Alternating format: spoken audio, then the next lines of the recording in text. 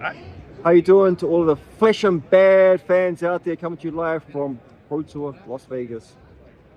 Like, subscribe. All right, hey everyone, welcome back to more Flesh and Bad, and thank you to James White for the introduction for today's video. But yeah, I want to do a little bit of a recap of Calling Las Vegas, where Tegan and I were this weekend. I actually ended up playing in both the Pro Tour and the Calling, and astute viewers might understand that I did a lot better in the Calling than in the Pro Tour. But the Calling actually went a lot better for me, so I ended up cashing, getting 20th place with Marlynn. So I wanted to kind of go over just kind of the deck I brought, what changes I would make, and just kind of like the matchup spread from the weekend. All right, yeah, but without further ado, let's go ahead and get into the changes to the deck list. And I want to give a special shout out to Nate and Ben from the Marlin Council, who put in a lot of work with me to kind of like tweak a lot of these sideboard cards and also like kind of like the main deck to kind of get, I guess, like the most percentage out of this deck, because it is a deck that kind of rewards you for tweaking it as much as possible and trying to get those perfect ratios and card choices and all that. But yeah, let's go ahead and start talking, I guess, about the sideboard changes. So I'm going to start with the equipment first. So we have, I guess, 3 new additions in the equipment slot: Trench of Watery Depths, Quick Dodge Flexors, and Quiver Abyssal Depths. So we might have talked about this a little bit in the last video, but Trench of Watery Depths and Quick Dodge Flexors kind of represent a 7-block combo. Basically, you can pitch a blue from your graveyard, and then you get 1 value from the trench itself, and then 6 additional value from the blue that you pitch, and then the Quick Dodge Flexors. So we kind of cutely refer to this as like the mini fridge combo, because it's like a 7-block fridge that you can run into more aggressive matchups. So it's actually kind of funny. The main matchup that I wanted this into was Dash.io, which I think was a pretty prevalent meta threat over the Pro Tour weekend. So I think that this was kind of like a little bit of an insurance policy against Dash.io to make sure that like we didn't die too quickly, because the games typically go very, very fast. I think there's also some merit to running this, especially into like Fi and Katsu, where the games also are fairly quick and they don't really block as well. But funnily enough, we didn't actually run this into Syndra, because Syndra can typically run quite a few number of D-reacts to kind of like prolong the game out. It kind of depends a lot on like the Syndra list, but in general, it's like a little bit of a hedge into Syndra to not actually run Quick Dodge Flexors and Trench, just because the game can go a little bit longer than usual. Next, we'll talk about Quiver of Abyssal Depths. So this is mainly kind of like a fatigue insurance policy. Quiver of Abyssal Depths basically represents up to basically like 30 additional damage that you can put in your deck, because each harpoon you shuffle is worth roughly like 9 and 10 value if you're getting like two king harpoons as well as like a shallow water or something. So it's roughly like a 30 value kind of equipment. So the main matchup that we want to run this into is Huntsman, because they have a lot of obviously tools to kind of like banish a lot of cards from your deck, so you run out of deck before that you can actually kill them. So Quiver is pretty important into that matchup, but not really like a ton of other matchups. I think ran Quiver into Huntsman this weekend, but it is like fringely good into some of the slower like kind of D-react piles like Pallades. I think I also ran it into Riptide this weekend, because Riptide can also be a little bit slower. But yeah, Quiver is like a decent like 1-card sideboard for Huntsman, which I think is like kind of where the value of that is. All right, so next I want to talk through, I guess, like the non-equipment cards, and kind of talk through kind of how I thought about our sideboard kind of going into this weekend. So we have 2 Pilfer the Tombs. These are for gravy. So in the previous variation of the list from Nats, I was actually running like 3 Endless Arrows, 1 Pilfer, because I expected a lot of gravy and Nats. And also because I think that gravies were kind of like underprepared for the Marlin matchup, because who cares to play in the Marlin, right?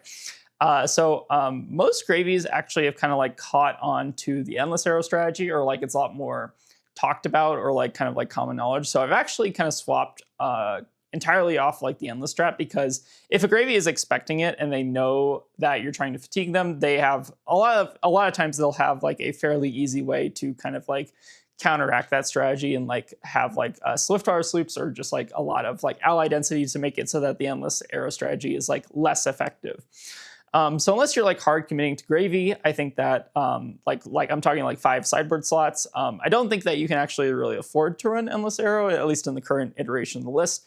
Mainly because I think gravy is not that big of a meta threat right this second, and also because the meta's kind of just gotten a little bit more aggressive. So for this event, I kind of chose to like disrespect gravy just slightly by just running like 2 Pilfer the Tombs and trying to go for like a more aggressive strategy, as opposed to just trying to like fatigue through Endless, because I think that can often kind of go badly if the gravy's expecting it. So that's kind of the sideboard. I also brought in Ataya as sideboard, and I think this ended up being really good into a couple like pretty cool matchups. So really good into just anything that's like D-React heavy, like Huntsman. Pretty good into Jarl. Just pretty good into like random decks that like run D-Reacts but also don't pitch super well. I think Puffin is also like a matchup where Ataya ended up giving us a lot of like win percentage. I'll probably have Tegan put up like the Ataya matchup spread numbers just so that people can kind of see like what Ataya is good into versus like not good into. But like it was pretty good, like fringely good into a lot of the decks that we're kind of trying to target that weekend.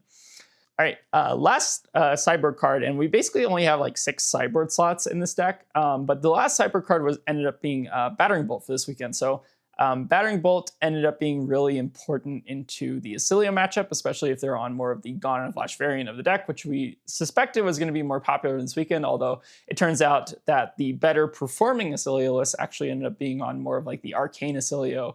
I think that was from like PCG Invasion, or like that team was basically playing that deck. But Battering Bolt ended up being pretty good into that specific variant of the deck, and just kind of like making sure that they can't combo off Gone in a Flash. Ended up mattering actually in my last round of the calling, which was pretty funny. Yeah, so Battering Bolt ended up actually being pretty good into Acilio, but also just into like Kasai was fairly popular that weekend. Fang, which I didn't see all that much, and just like randomly good because you can like fat deck it into like Huntsman. Next, we'll talk about the changes to the main deck of the list. So I've kind of like not laid this out perfectly, but that's okay. So in the previous Marlynn list, I think I was running 3 pre-med, but some of them I think were sideboard, depending on the matchup, and we're like flexing them with return fire. But pre-med is actually proven to be good enough to actually run in the main deck, especially now that the meta has gotten, I feel like, a little bit more aggressive.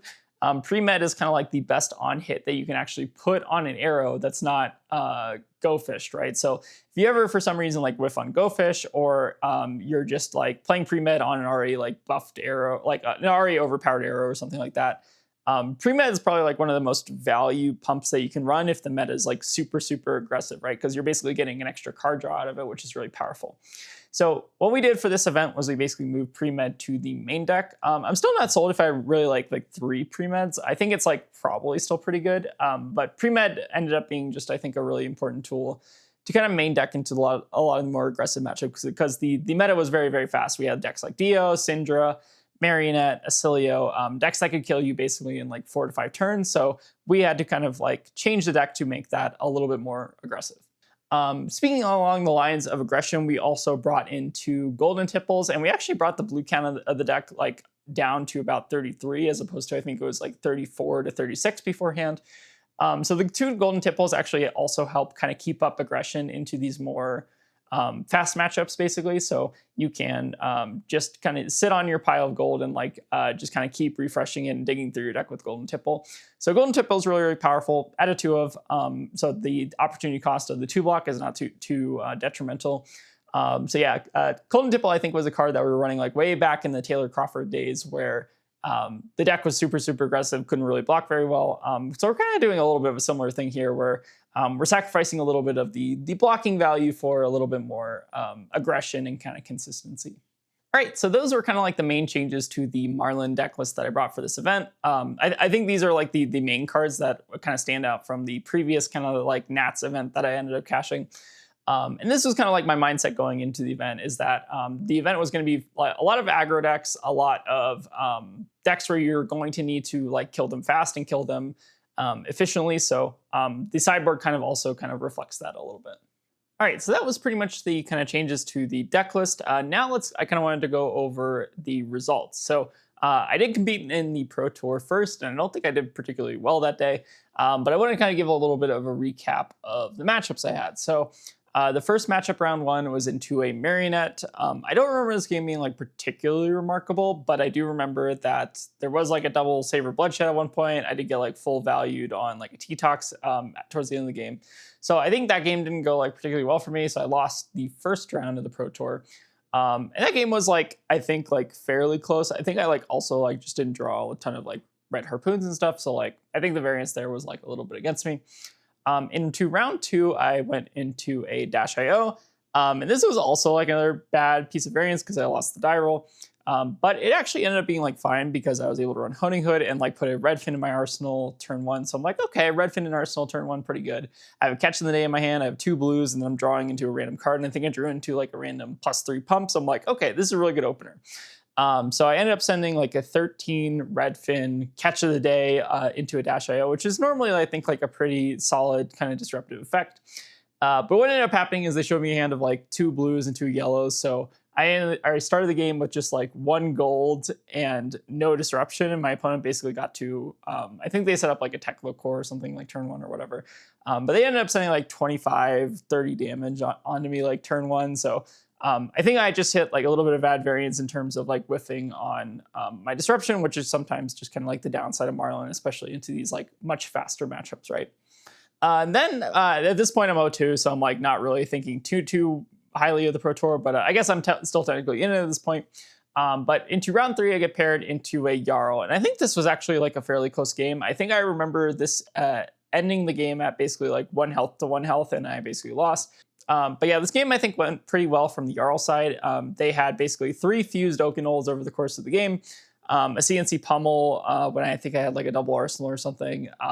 And basically, they were able to kind of just whittle me down after kind of like hitting me with disruption multiple turns in a row.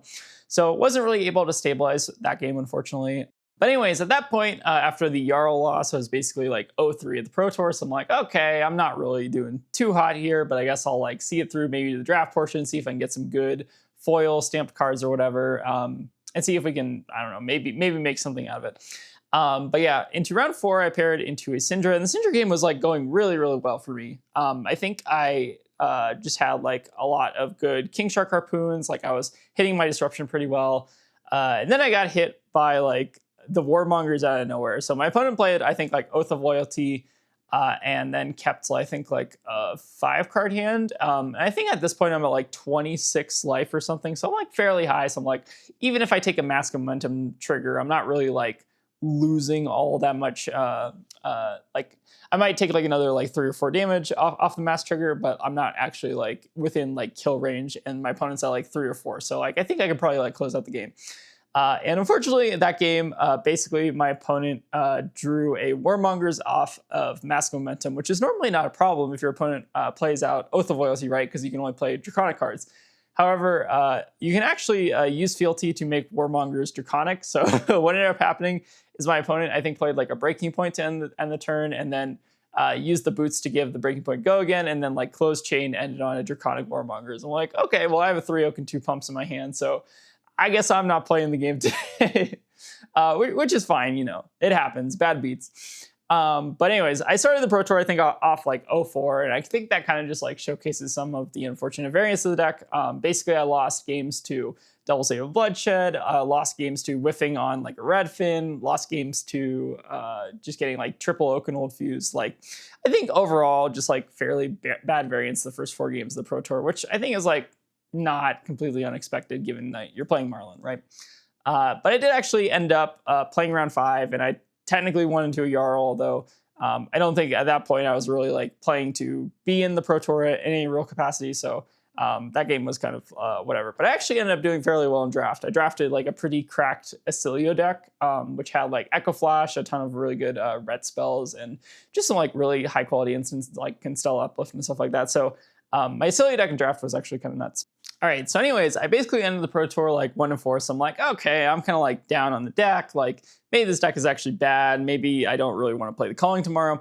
But I think thinking back on it, like a lot of the games that I played were like just really bad variance. Not even necessarily on the deck side, but although I think there was a bit of bad variance on the deck side. But I think that I kind of just got high rolled by my opponents, which kind of just happens in Fab sometimes. Like, some games are within your control, some games are not. So you kind of have to like reflect on whether or not the deck you're playing actually has flaws, which Marlynn definitely does, by the way, or whether that was kind of like just a bad kind of unfortunate chain of events. So I think in my mind, I kind of chalked it up to more of a bad string of variants. So I think I decided like, okay, I'm going to run it back in the Calling tomorrow and see if this deck is like actually bad, or if I'm like playing wrong, or if the deck, like there's still kind of something there, right? So variance aside, I basically took the exact same deck list that I brought to the Pro Tour and decided to run it back in the Calling the day after.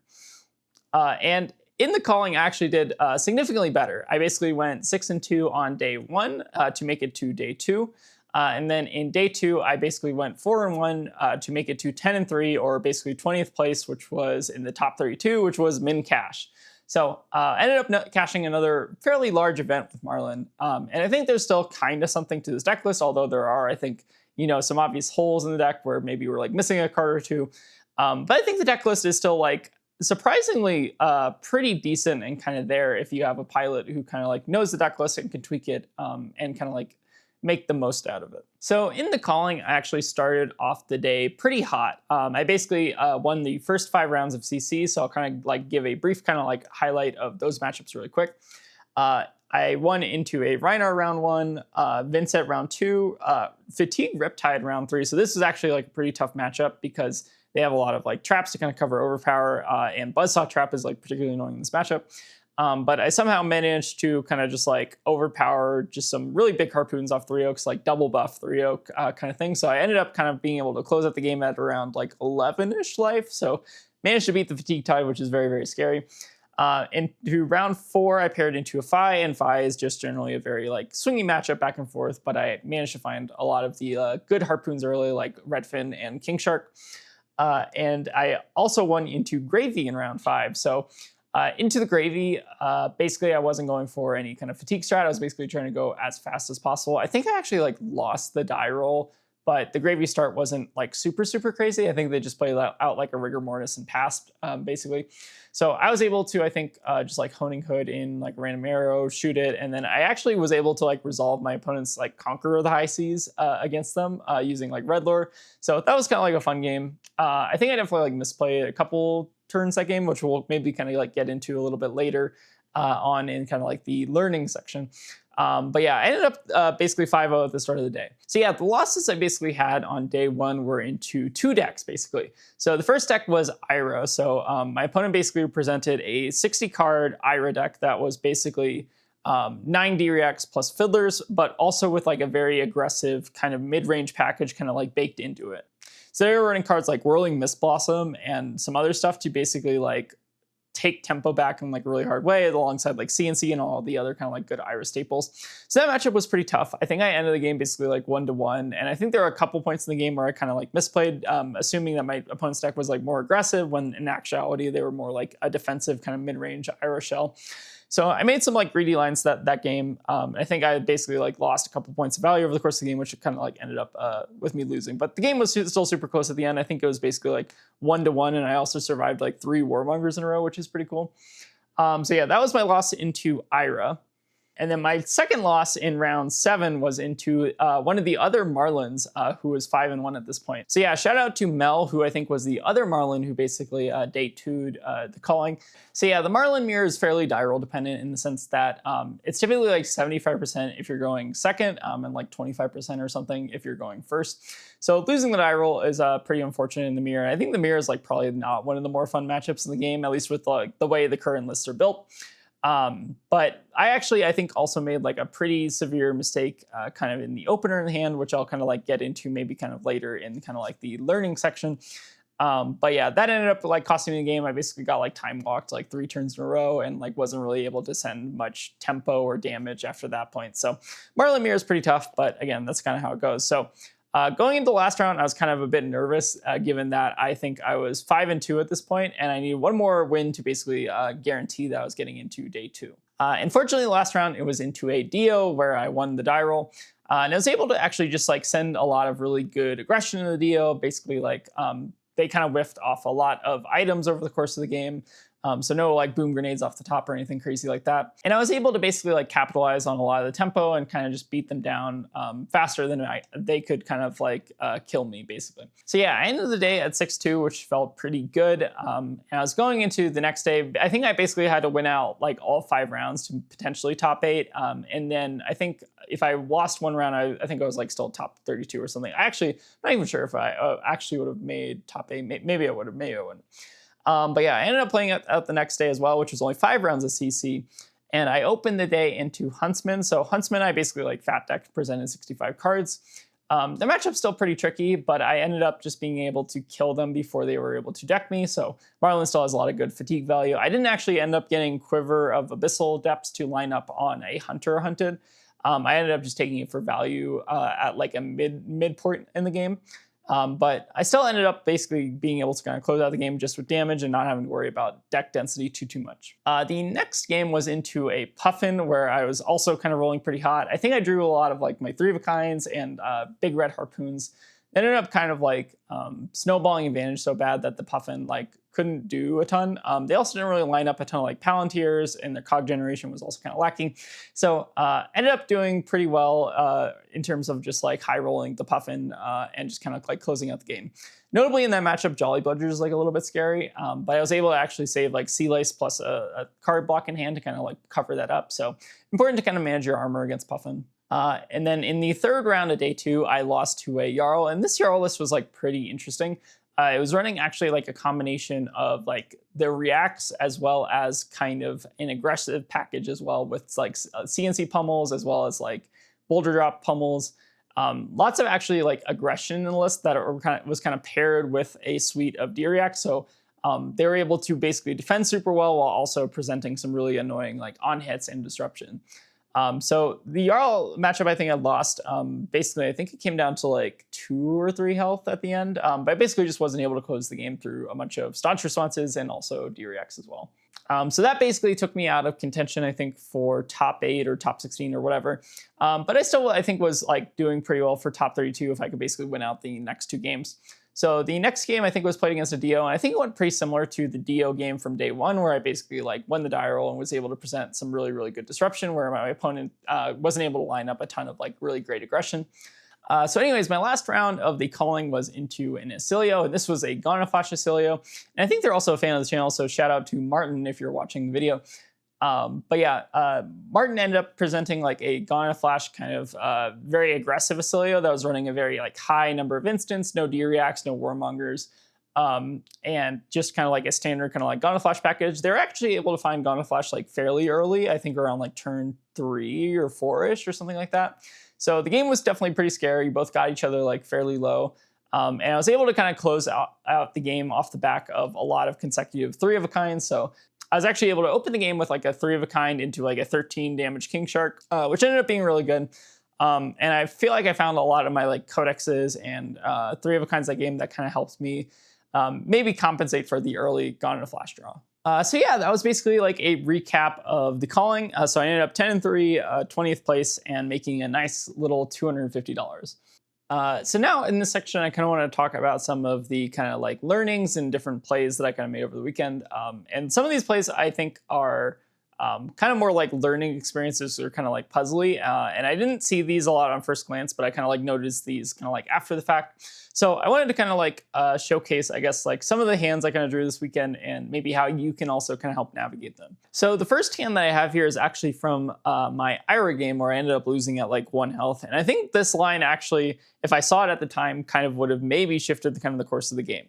So I think on the turn that I had here, I basically had 3 cards going into my hand because I had maybe like block an effect or like soak up some damage or something. And basically what I had was a blue, a gold to tip, a pre-med, and then 2 gold here. So this is basically me trying to set up for like a Goldfin turn. Basically, I want to use one of these golds to kind of like crack it, make a Goldfin Harpoon, tap Marlynn, do the thing. And my goal here is I want to try to send basically 4 on the Hammerhead Harpoon plus another 6 here from the 2 buffs. So I start by activating Marlynn, making Goldfin Harpoon, and then I basically use this blue to kind of crack the gold to try to draw a card. So the card I actually end up drawing is a yellow here, unfortunately, so that means that I'm not actually able to activate Hammerhead. And the line that I make here is to actually like load the Goldfin, basically pitch these 2 yellows to the Hammerhead, and then I end up sending 9 with the pre-med. Now, if you're actually noticing here, the reason that I set this up is because I think that there's actually a better line here. Given that we're kind of like deep in second cycle at this point, so there are a lot of blues in our deck just by nature of us pitching to Hammerhead over the course of the game. What I could have actually done is actually try to gamble here, basically play out the gold to tip of the pre-med, and then try to pitch, the gold to tip would actually make a second gold here, and then what I could do is basically pitch this yellow to try to hit a blue. And if I hit a blue off the top, I'm basically able to send an additional +3 this turn. Yeah, so I actually probably ended up missing a basically +3 this line by taking the other line as opposed to trying to like gamble with gold to tip.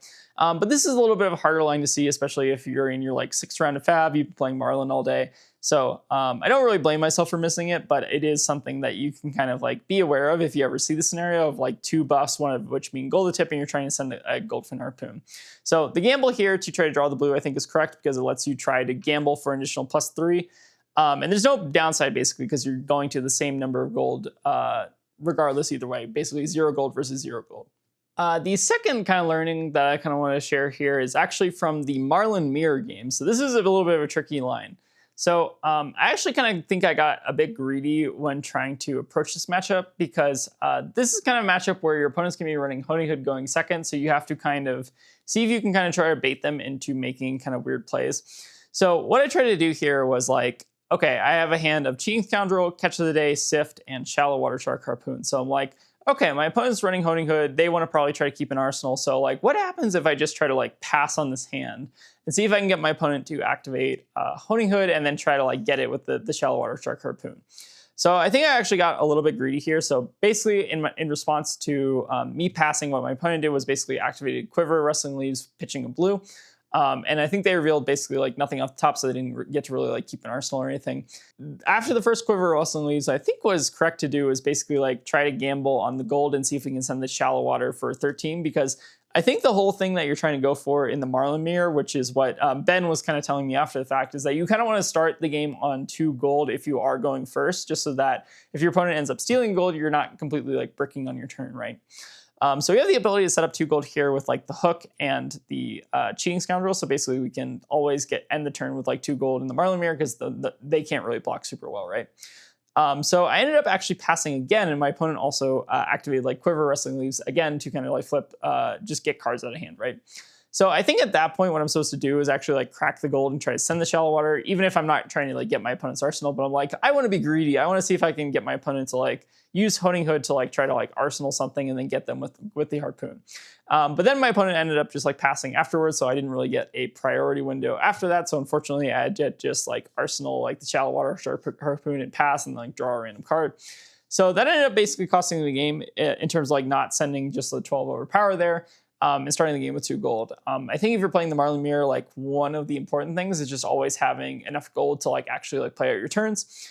So if you have the opportunity to like send a Cheating Scoundrel early in the game and you think your opponent can't block, it's generally like pretty beneficial to do so. So I think in the Marlynn mirror, I ended up unfortunately getting a little bit greedy, but that being said, I don't know how much that would have actually mattered given that going first in the Marlynn mirror is generally like quite bad given our kind of like testing history. All right, so the third misplay actually comes from our gravy game. So I actually ended up winning this game, but there is like a slight optimization here that I didn't see because I was kind of being a little bit greedy.